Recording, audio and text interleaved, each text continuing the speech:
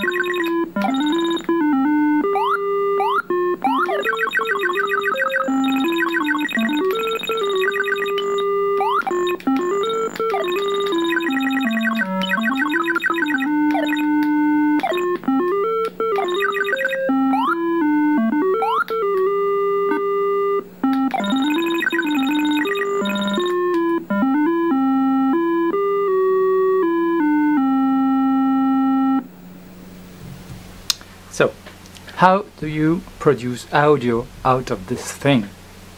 Well, you could try to use the CPU, but as I showed in the previous video, the CPU is busy rendering the scan lines. I'm literally pushing pixels with the CPU and produce the rendering on the screen. So my CPU is pretty much busy all the time rendering the scan lines and pushing the pixels on the screen. So if I try to produce audio with it, like loading some waveform from a wavetable or samples, it will eat up in my rendering. It will eat up pixels either at the beginning or at the end of my raster line. So that's not a good idea. So I was like, okay, how can I produce sound without taking any of the CPU cycles. And I went back to the documentation of the microcontroller and found out that there were actually 3 timer counters, and I was using only one of them for producing my raster line, counting the 64 microseconds between the horizontal sync. So I had 2 more counters available. So how can you produce audio with the counters? And that's where the microcontrollers are very handy. Let's check this out with some drawings. So the counter is a kind of register that starts at 0 and counts according to some clock input. And the clock input, you can pick up the speed using a divider that takes as input the main clock. So this clock is really fast, and then you divide it by some value, and then you get a much slower clock to count. And then you can count 1, 2, 3, etc. Depending if you're using the 8-bit counter or the 16-bit counter, then the maximum value is different, obviously. Then you have a register where you put the value that you want to count up to. Say I want to count up to 20. I put 20 here, and then there is a comparator which will compare the 2 values and trigger something when the 2 values are equal. And what you can trigger with the microcontroller is really cool. You can trigger the change of a pin status. So you have got a pin that's at 0 at the start, and when the counter reaches the value that you put in here with your CPU program, it will trigger a change like so, and it will become 1. Let's write 1 the American way. There you go. And then the value will stay, but at that point, when your counter reaches 20 and that triggers the pin change, it resets the counter to 0, and it counts again until it reaches up again 20. So that means that the 1 value will stay while the counter is counting 1 and then 2 and then 3, etc. until it reaches 20. Then it will again toggle the pin back to 0. And then the cycle will start again, counting up to 20, triggers the pin change, 20, pin change, and so on. So you've got the time here. Okay? Pretty simple, and it's really cool, because if you want to change the frequency, so that's basically a wave generator with the most basic wave that you can think of, a square wave. Now, if you want to change the pitch, because you know this and this, that forms a cycle, and the cycle duration will set the pitch of the sound. The smaller the cycle, the higher the pitch, right? So if I want a higher pitch, what can I do? I just have to put another value here, like so. Let's say I count to 10. Now it will only take half the time to switch, to toggle the pin output. So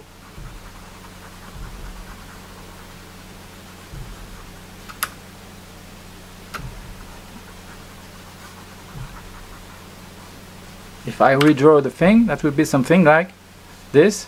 Then resets to 0, 1, 2, 3, 4, 5, up to 10. Those are equals, toggle the pin, and so on. And you get what? You get twice the amount of switches in the same time. So you've got a pitch that's 2 times higher or 1 octave higher. That means that you can control the pitch simply by changing this value. And you know, you don't have to change it very often. You can change it once per frame. That's more than enough. So at 50 Hertz, you update this, and that's just a small, you know, that's just writing a value into a register, and that's really fast. So pretty much no CPU overhead using that method. Now the thing is that you've got one 8-bit counter and you've got one 16-bit counter. So with a 16-bit counter, you can produce more precise pitch values, which is why I'm using the 16-bit counter for the music. I have a table of all the values depending on the notes that I have to count to, and that produce the correct pitch for the notes.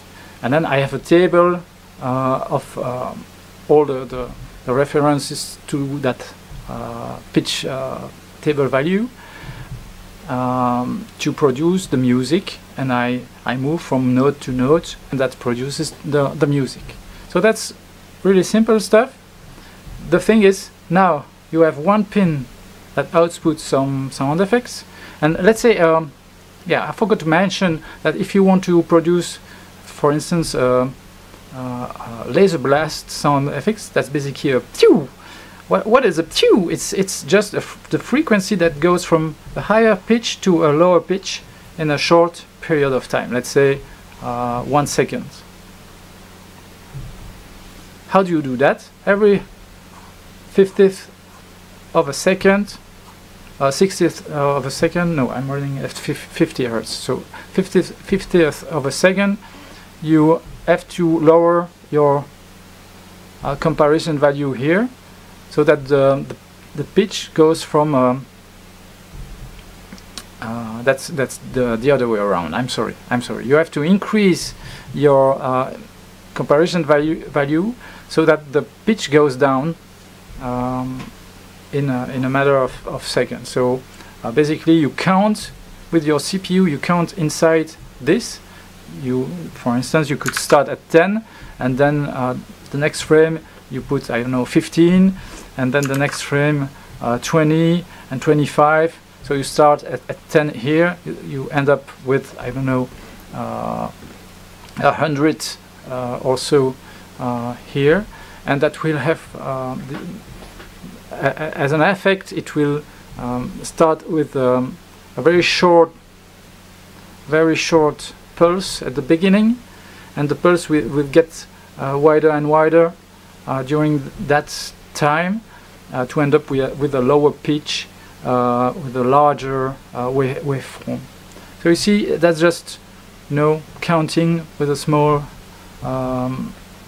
variable, and then updating this comparison value, and that's it.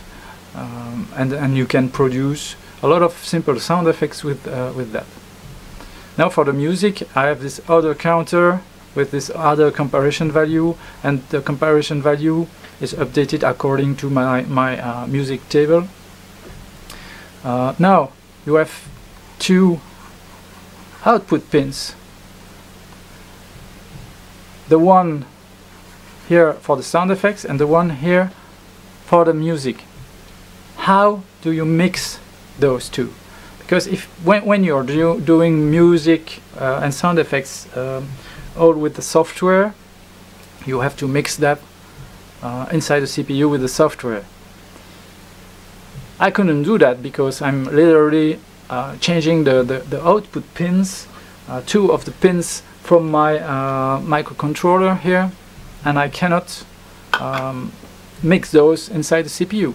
So the solution is pretty simple. It's to mix with the hardware, and using a very simple mixer. Here is the mixer.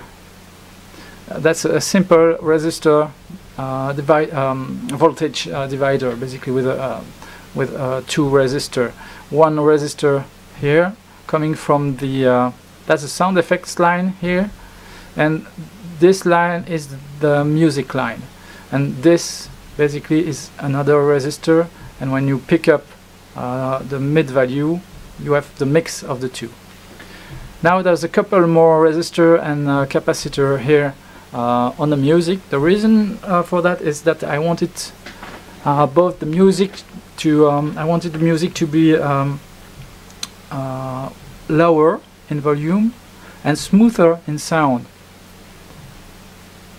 The thing is, I kept the square wave for the sound effects, but I turned the square wave into a kind of sine, not sine, but triangle wave with a low pass filter here. So this cuts off the highest frequencies, and instead of having a perfect square, we have some smoothing of the square over here. And then this output is divided in order to produce a lower volume, and then mixed with the main sound effects. Because the output here is either 0 or 5 volts, and my line output has to be 1 volt, it was interesting to divide also both at that point. Another thing is, when you look at the waveform, it's 0 or 1. That means it's 0 volts or 5 volts. Okay? But the waveform that is required for audio has to move around 0. It cannot be from 0 to something. It has to be from minus something to positive something.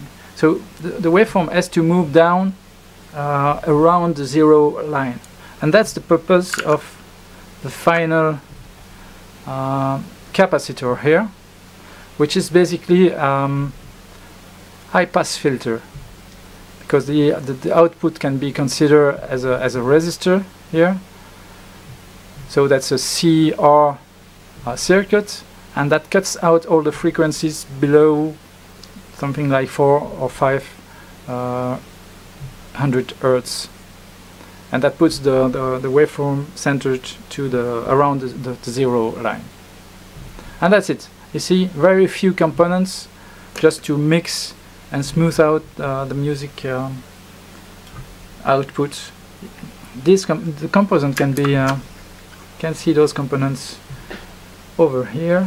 So this is the video DAC, same as it was, and you can see here the two capacitors for the audio output filtering, and the few resistors here that are required for the voltage dividers. So I had to reshuffle a little bit my components to keep it on the same board size, but as you can see, it does work. So I hope you enjoyed this this video, and I show you next time. Next video will be about another project that I've been working on. So see you next time. Bye bye.